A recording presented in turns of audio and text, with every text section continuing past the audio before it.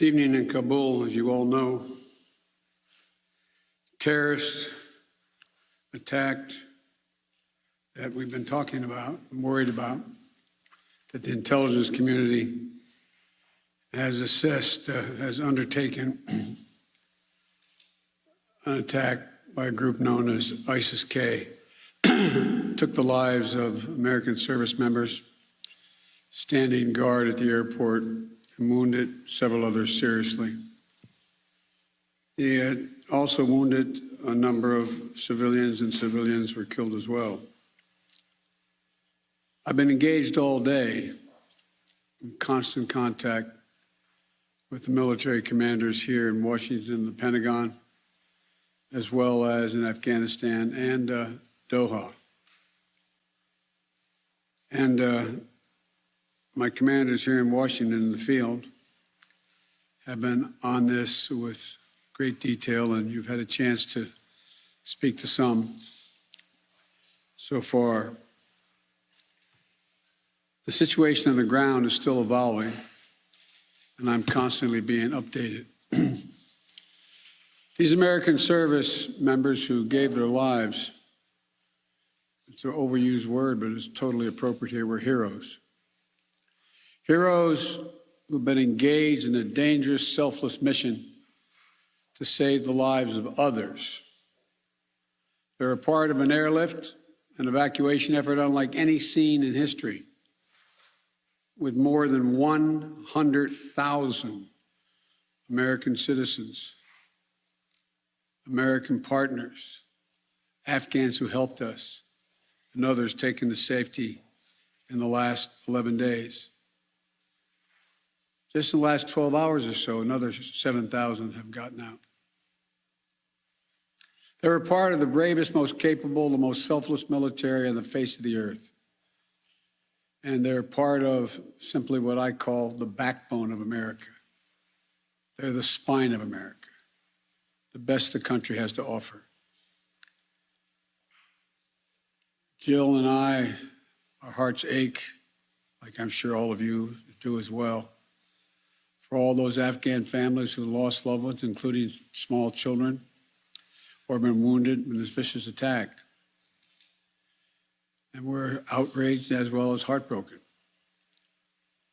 Being the father of an Army major who served for a year in Iraq, and before that was in Kosovo as a U.S. attorney for the better part of 6 months in the middle of a war. When he came home after a year in Iraq, was diagnosed, like many, many coming home, with an aggressive and lethal cancer of the brain. We lost. We have some sense, like many of you do, what the families of these brave heroes are feeling today. You get this feeling like you're being sucked into a black hole in the middle of your chest. There's no way out. My heart aches for you. But I know this. We have a continuing obligation, a sacred obligation to all of you, the families of those heroes. That obligation is not temporary, it lasts forever. The lives we lost today were lives given in the service of liberty, the service of security, the service of others, in the service of America. Like their fellow brothers and sisters in arms who died defending our vision and our values in the struggle against terrorism. Of the fallen this day, they're part of a great and noble company of American heroes.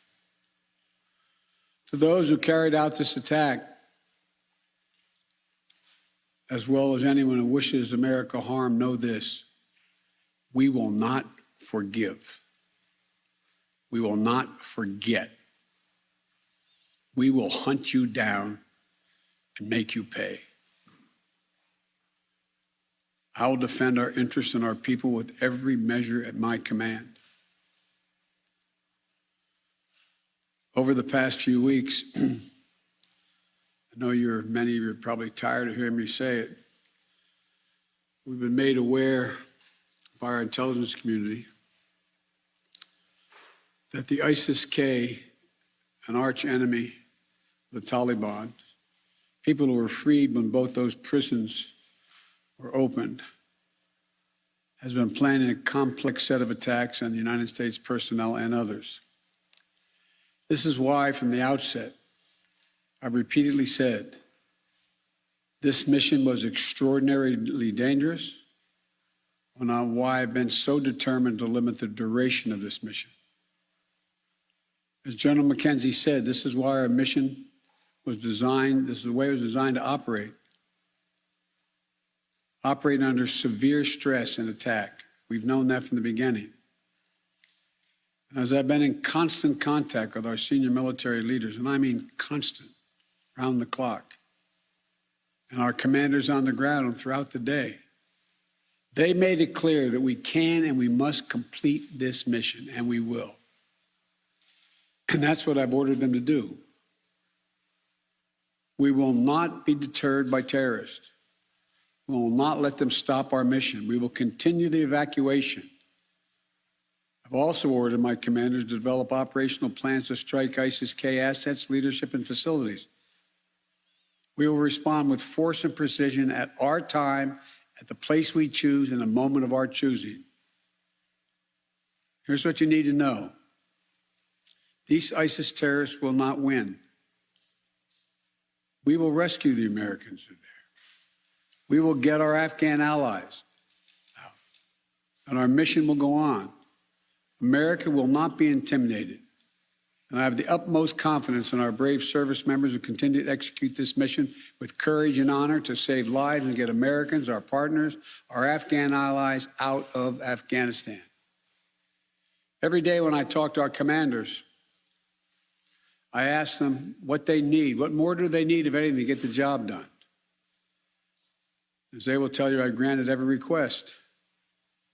I reiterated to them today on 3 occasions that they should take the maximum steps necessary to protect our forces on the ground in Kabul. And I also want to thank the Secretary of Defense and the military leadership of the Pentagon and all the commanders in the field. There has been complete unanimity from every commander on the objectives of this mission and the best way to achieve those objectives. Those who have served through the ages have drawn inspiration from the book of Isaiah, when the Lord says, "Whom shall I send? Who shall go for us?" The American military has been answering for a long time. "Here I am, Lord, send me. Here I am, send me." Each one of these women and men of our armed forces are the heirs of that tradition of sacrifice, of volunteering to go in harm's way, to risk everything, not for glory, not for profit, but to defend what we love and the people we love.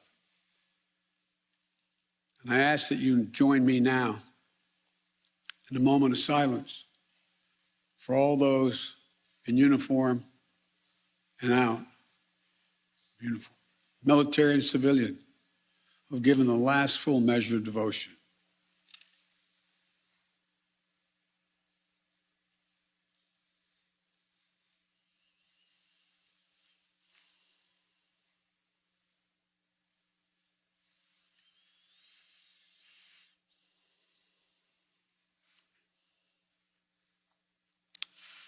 Thank you. May God bless you all, and may God protect the troops and all those standing watch for America. We have so much to do. It's within our capacity to do it. We just have to remain steadfast. Steadfast.